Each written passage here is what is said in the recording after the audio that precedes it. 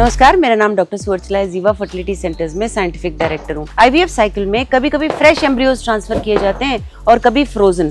तो इनमें अंतर क्या है, आइए जानते हैं। फ्रेश एम्ब्रियो ट्रांसफर वो ट्रांसफर होता है जहाँ पे एम्ब्रियोज को आपके गर्भ में डाला जाता है 3 से 5 दिन बाद अंडों को निकालने के बाद आपके ओवरी से अंडों को निकाला जाता है। उसी आईवीएफ साइकिल में 5 दिन के बाद डाला जाता है। फ्रोजन एम्ब्रियो ट्रांसफर्स में इन एम्ब्रियोज को फ्रीज कर दिया जाता है और किसी और साइकिल में जब आपका बॉडी हार्मोनली शांत हो जाता है, बेटर प्रिपेयर्ड रहता है, तब उस ट्रांसफर में इसे निकालकर गर्भ में डाला जाता है। तो फ्रेश को कब प्रेफर करते हैं? जब आप यंग हो, हेल्दी हो, स्टिमुलेशन को अच्छे से रिस्पॉन्ड कर रहे हो, आपके हार्मोनल लेवल्स नॉर्मल हैं, आपके गर्भ का लाइनिंग परफेक्ट लग रहा है, एग्स को बाहर निकालने के बाद भी तब किया जाता है। लेकिन इसकी वजह से डिले भी अवॉइड हो सकते हैं और जो वेट नहीं करना चाह रहे होते हैं, बहुत सारे एम्ब्रियोज हैं, कुछ डाल लेंगे सोचते हैं, तो उनमें ये किया जाता है, स्पेशली आपके बॉडी में ओवर स्टिमुलेशन अगर नहीं हुआ होता है। तो फ्रोजन एम्ब्रियो ट्रांसफर कब करते हैं? फ्रोजन बहुत कॉमन है आजकल और यूजुअली कब रिकमेंड किया जाता है? जब आपके हायर ईस्ट्रोजन लेवल्स होते हैं या आपका OHSS रिस्क होता है, जिसे ओवेरियन हाइपर स्टिमुलेशन कहा जाता है।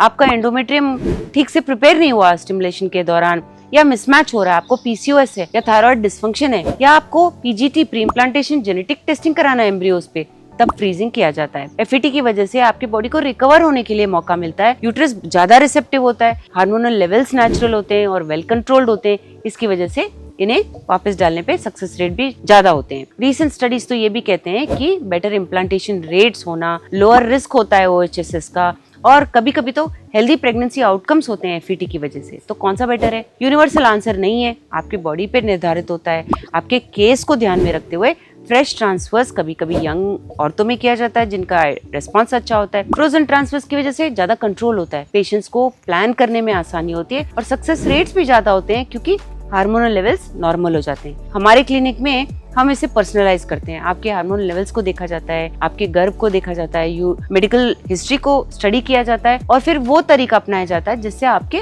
बेस्ट चांसेस होंगे हेल्दी प्रेगनेंसी के लिए। फ्रेश हो या फ्रोजन, दोनों मेथड्स बहुत अच्छे से काम करते हैं। हमें बस तरीके से सोचना चाहिए कि कौन सा बेस्ट ऑप्शन रहेगा।